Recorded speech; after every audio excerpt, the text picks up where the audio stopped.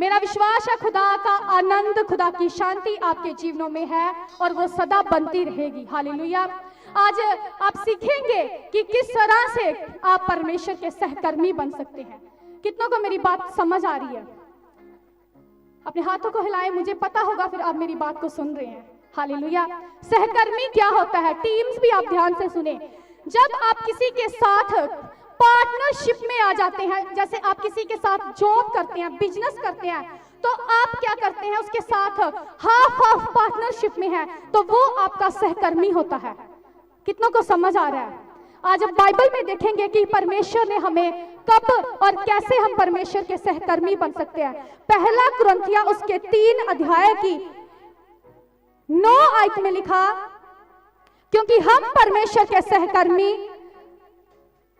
तुम परमेश्वर की खेती और परमेश्वर की रचना हो। हालेलुया। जिसके साथ आप जॉब करते हैं, आप बिजनेस करते हैं, आप उसके साथ फाइनेंस में, बिजनेस में, उसके प्रॉफिट में भागीदार होते कि नहीं होते? कितनों को समझ आ रहा है? अगर आप किसी के साथ बिजनेस कर रहे हैं तो उसके बिजनेस में अगर करोड़ों का प्रॉफिट हो रहा है तो वो 50 लाख फिर आपका होगा। हाँ के ना? हालेलुया। आधा फिर आपका होगा। अगर आप इसी रीति से परमेश्वर के सहकर्मी बनते, प्रभु ने कह दिया है कि तुम और मैं परमेश्वर के सहकर्मी हैं, तो फिर परमेश्वर ने जितनी आशीषें रखी हुई हैं, जितनी ब्लेसिंग रखी हुई हैं, एक एक मेरी और आपकी हिस्सा होगी। अब सवाल ये है कि सहकर्मी बने कैसे? हालेलुया। देखिए, मेरी बात ध्यान से सुनिए। आप सभी जन, यहाँ पर जितने जन बैठे हुए हैं, कोई ऐसा नहीं है जिसकी लाइफ में चैलेंजेस नहीं आते, प्रॉब्लम नहीं आते।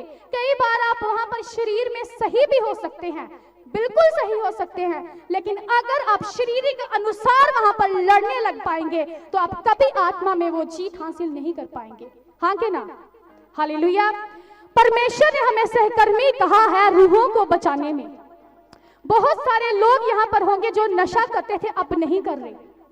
बहुत सारे लोग पहले बहुत ज्यादा बीमार होंगे लेकिन अब नहीं होंगे।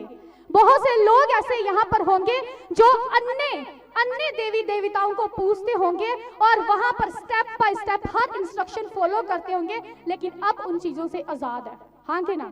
जितने जनों की जिंदगी में ये काम हुआ, हाथों को उठाएं। क्या आपकी जिंदगी में ऐसा कुछ हुआ? तो अगर आपकी जिंदगी में हो चुका है, अब बारी किनकी है? अब सहकर्मी कैसे बने? अगर आपके जीवन में प्रभु का कोई दास, प्रभु की कोई दासी वचन को लेके आते नहीं, तो आप कभी आजाद ना हो पाते। अपने आप बाइबल पढ़ के आप नहीं आजाद हुए, आपको किसी ने बताया, किसी ने सिखाया, आपके लिए प्रार्थना की, फिर आप आजाद हुए हैं। हालेलुया। इसी रीति से जब आप अपने लिए ले चुके हैं, याद रखें एक बात, हर एक बात का लेखा होगा। प्रभु यीशु मसीह जल्द आ रहे हैं, ये सत्य है।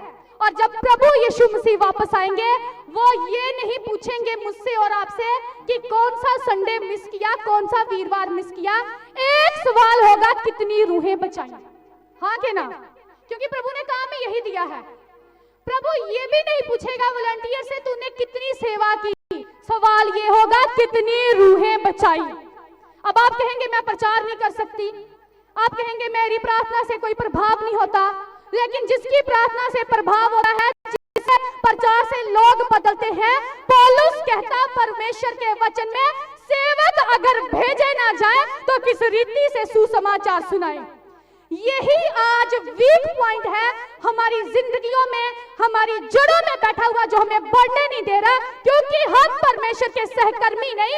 अगर सहकर्मी नहीं तो बेनिफिट्स भी नहीं। हाँ कि ना? अगर सहकर्मी नहीं तो फिर कोई प्रॉफिट भी नहीं। बिजनेस में पार्टनरशिप की नहीं, साथ किया काम कोई है नहीं, तो प्रॉफिट कैसे आएगा? सेम रीति से कोई मायने नहीं रखता आप कैसे हैं। क्या अपनी ओर से सोचे कि आप किस रीति से कर सकते हैं। बीते समय में अगर मैं कहीं पर जाकर मीटिंग नहीं कर सकती, तो मेरे मन में खुदा ने डाला मैं मीटिंग करवा तो सकती हूँ। हालेलुया। आप नहीं कर सकते, आप करवा तो सकते हैं। ये सोच के नहीं रखानी करवाना कुछ अपने नगरों में कि परमेश्वर के दास को आप प्रमोट कर रहे हैं, आप उनके लिए कुछ नहीं कर रहे। आप अपनी रूहों के लिए कर रहे हैं, क्योंकि एक एक की रूह का जब सिंहासन लगेगा तो जीसस ने एक ही सवाल पूछना है, कितनी रूहें बचाई, कितने लोगों को बचाया। आज जब हम बाहर जाते हैं तो नगरों नगरों में इतने लोग होते हैं, नौजवान, गुरदासपुर शहर में इतने लोग नशे में, चिट्टे के नशे में, सड़कों पर बैठे, गलियों में बैठे हुए, और जब वहां से निकल रहे हैं तो देख के मन में तरस आ रहा है कि प्रभु ये आजाद होने चाहिए।